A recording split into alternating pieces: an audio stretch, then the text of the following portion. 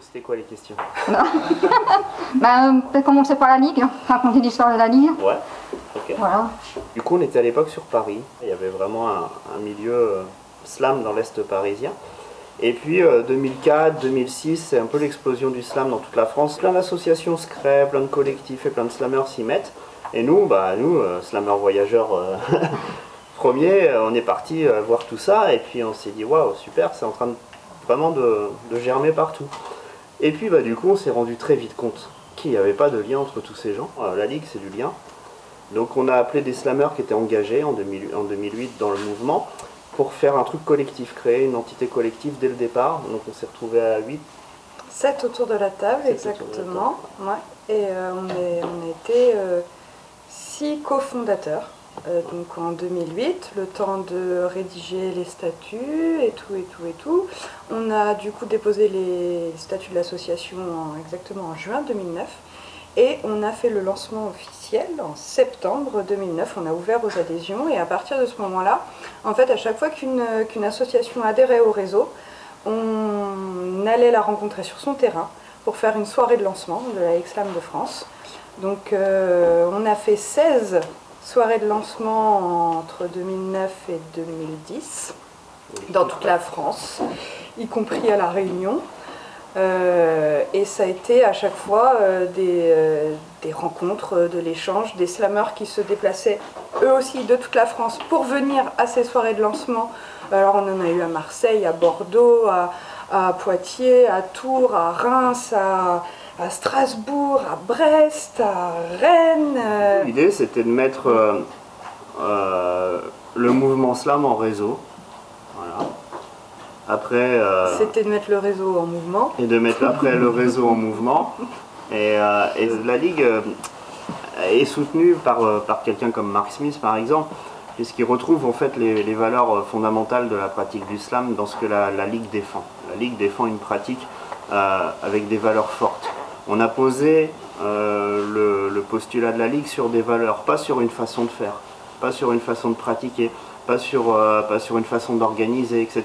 On n'a pas posé des règles. On n'a pas posé des règles collectivement, c'était des choix collectifs, on a posé des valeurs.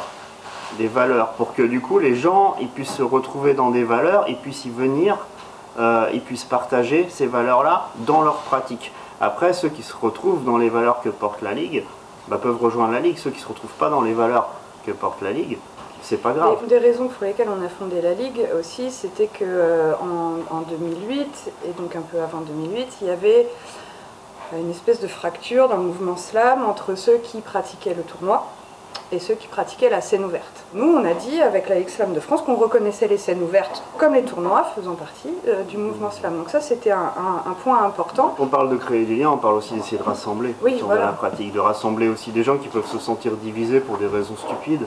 Parfois, c'est souvent des conflits naissent souvent d'incompréhension.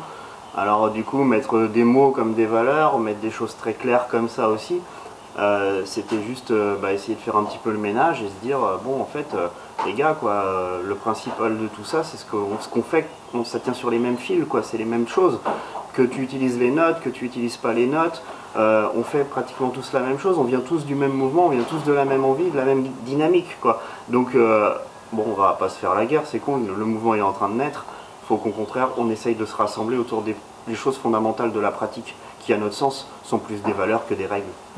Ce qui est important, c'est de dire que la Ligue, le slam est une pratique coopérative, c'est-à-dire qu'on demande aux autres de participer. On dit, toi tu peux y aller, monte sur scène, le spectacle c'est toi, c'est nous, c'est tous ensemble. Donc du coup, quand on a créé la Ligue, on a voulu créer une entité coopérative pour dire, les acteurs du slam, on va vous traiter comme des poètes quand vous invite sur scène. C'est-à-dire qu'on va vous permettre aussi de faire des événements, de porter la coupe de la Ligue Slam de France, de pouvoir construire des projets les uns avec les autres, etc. Parce que c'est une démarche coopérative, le slam. Le slam, c'est l'accessibilité à la poésie, c'est la poésie pour tous, c'est coopératif. Donc il fallait créer une entité. Si une entité se positionnait pour représenter un petit peu le slam, il nous semblait évident qu'il fallait qu'elle soit coopérative. On voulait définir le slam, non pas par des règles ou une façon de faire, mais par son histoire. Donc, remonter à la source. Voilà, on est remonté à la source et puis le reste, c'est l'histoire qu'il a écrit. Voilà, comment l'histoire a écrit ce mouvement, comment les gens se sont emparés de la pratique ici ou là, comment ils en ont fait quelque chose de fort sur leur terrain local. Parce que le slam, s'il était figé, il n'aurait pas pu se greffer dans tous les terrains socioculturels du monde. Donc il faut lutter contre les choses qui pourraient figer la pratique. Il faut toujours faire un travail d'ouverture. Et parfois même dans son propre courant, parfois on est obligé de remonter à contre-courant pour faire bousculer un petit peu les choses, pour que ça continue de s'ouvrir et d'avancer. Et donc voilà, ça c'est super important. La Ligue, c'est une espèce de grand laboratoire d'échange, de discussion et de partage entre acteurs, quoi.